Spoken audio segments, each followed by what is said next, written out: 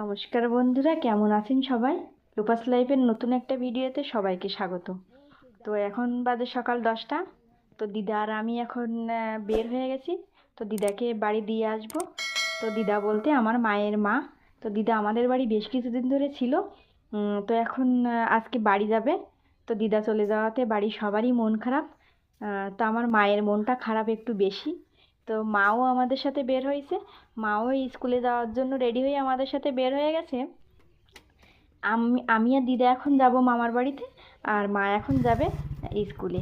তো দিদা আর আমি বাড়ি থেকে বের হয়ে পড়লাম। তো মা বলছিল দিদাকে বাড়ি পর্যন্ত দিয়ে আসতে। আমার দিদা যেহেতু বয়স্ক মানুষ, একা একা বাড়ি পর্যন্ত যেতে পারবে না। আমার দিদা যখন আসছিল, তো সাথে একজন আসছিল, আমার মামাতো ভাই দিদাকে আমাদের বাড়ি দিয়ে গেছিলো। তো এখন দিদা আজকে বাড়ি যাচ্ছে। আমি আজকে দিদাকে বাড়ি দিয়ে আসছি। তো বাড়ির সামনে থেকে একটা বাইক নিয়ে নিয়েছিলাম। তো এখন চলে আসলাম খেয়ার পাড়ে। তো এসে দেখি খেয়া ওপারে। তো এপারে আসতে হয়তো একটু দেরি হবে, সে পর্যন্ত আমাদেরকে এখানে ওয়েট করতে হবে। আর আমার মামার বাড়ি যেতে হলে একটা নদী পার হয়ে যেতে হবে। তো এখন সেই নদীটার সামনে এখন দাঁড়িয়ে আছি, এই নদীটা পার হয়ে যাব মামার বাড়ি। আর এই যে এইখানে নদীতে কিন্তু জাল ধরছিল জেলেরা।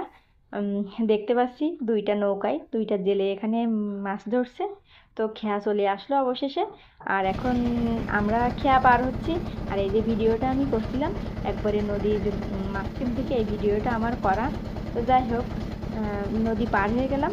নদী পার হয়ে উঠে গেলাম একটা ভ্যানে। তো দিদা সামনে বসছিল আর আমি পিছনে বসছিলাম। এখন যাচ্ছি আমরা মামার বাড়িতে। তো দিদাকে দিয়ে আমি আবার বাড়ি চলে আসব। তো এই যে রাস্তাটা কত সুন্দর, দুই পাশে গাছপালা। তো আমার ভীষণ ভালোই লাগছিল। আর এই যে রাস্তাটা দিয়ে যাচ্ছি, এই রাস্তার পাশে আছে নদী। এই যে এখন কিন্তু নদীতে ভাটা, এজন্য নদীর চর শুকনো। তো এই যে দেখতে দেখতে চলে আসলাম মামার বাড়িতে। তো মামার বাড়িতে আসার পরে প্রথমে চলে আসলাম মামাদের সবজি খেতে। তো দিদা আমি আর মেজো মামা চলে আসলাম সবজি খেতে। তো এখানে মামার বাড়ি বিভিন্ন রকমের সবজি হয়েছে। তো মেজো মামার এখানে সুন্দর বেগুন গাছ হয়েছে, বেগুন কেবল হচ্ছে। আর এখানে বড় মামাদের লঙ্কা গাছ লাগানো হয়েছে, গাছে কিন্তু লঙ্কা ধরছে। অনেক লঙ্কা হয়েছে। তো আমি সেগুলো একটু দেখছিলাম। আর মামার বাড়ির সবজি ক্ষেতটা আমার ভীষণ ভালো লাগে। তো শীতকালীন যত সবজি আছে সবগুলোই মামারা চাষ করে।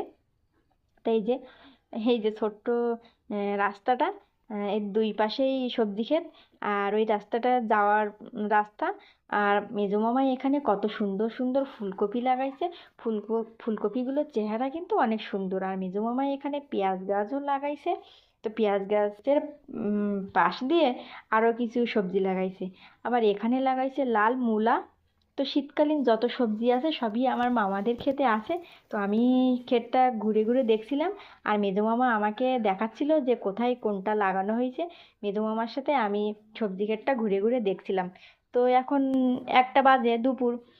তো বড় মামা আমাকে দুপুরে রান্নাটা করতে বলছিল। তাই আজকে আমি দুপুরে রান্নাটা করছিলাম মামার বাড়িতে। আমি দুপুরে রান্নাটা করে মামার বাড়ির সবাইকে খাওয়াবো।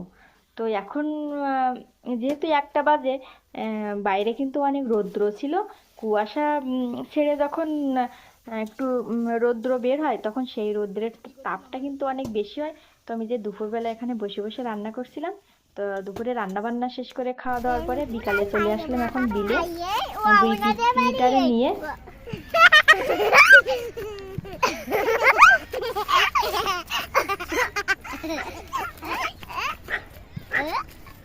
আর নিধি বুন্ডি খুব দুষ্টু, নিধি বুন্ডি খুব দুষ্টু, তাই না নিধি?